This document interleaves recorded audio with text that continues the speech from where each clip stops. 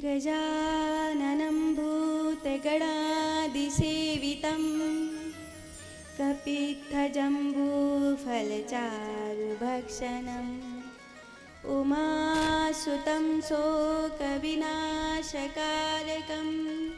नमामि विघ्नेश्वरपादपङ्कजम्। गणपति बप्पा प्रारंभ में, प्रथम में पूज्य हैं, अध्यात्म मार्ग में भी और संसार के मार्ग में भी। जब आपके अध्यात्म का मार्ग आरंभ होता है तो आपका जो प्राण है उसको ऊर्ध्वगामी बनाया जाता है। मेरी बात को बहुत ध्यान से समझना। आप सबके प्राण आपकी नाभि पर होते हैं। ये तो आप जानते ही होंगे कि जब कोई बालक माँ के पेट से पैदा होता है तो उसकी नार और माँ की नार जुड़ी होती है। तो जो प्राण का स्रोत है वो नार है, नाभि है। जब नार काटा जाता है तो उतनी सावधानी से काटा जाता है कि जो अब तक माँ के नार से जी रहा था वो अपने नार से जीने में समर्थ हो जाए। गणपति बप्पा को जब आप पूजते हैं तो गणपति बप्पा को माना गया है कि वो मूलाधार के देवता हैं। मूलाधार जहाँ पर बसी हुई ऊर्जा से व्यक्ति ऊर्ध्वगामी है, अध्यात्म मार्गी है, तो ब्रह्मचर्य से जीते हुए इस संसार से मुक्त हो जाएगा। बात समझ रहे हो?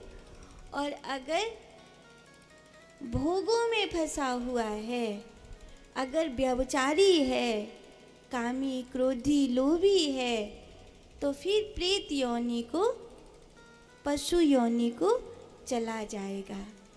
प्राण जितने ऊंचे होंगे मनुष्य की गति भी उतनी ऊंची होगी। ज़्यादातर जीवन जीते जीते हम लोगों का इतना तो हो जाता है कि नवद्वारे पुरे देहि, इस 9 द्वारों वाले घर में हमारा प्राण हमारे मुख में, हमारी आँखों में, हमारे कानों में कहीं ना कहीं मार्ग बनाता है।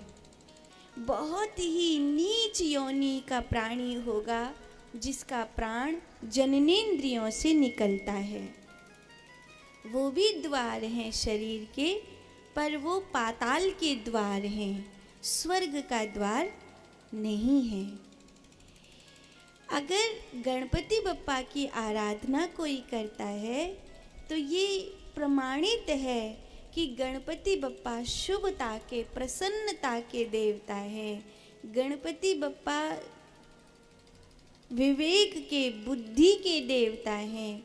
तो अपने प्राण को पूजने वाला व्यक्ति गणपति बप्पा को पूज रहा है, अर्थात नवद्वारे पुरे देहि, इस 9 द्वारों के घर में वो ऊर्ध्वगामी स्वर्ग लोक की ओर जा रहा है, पाताल की ओर नहीं जा रहा है।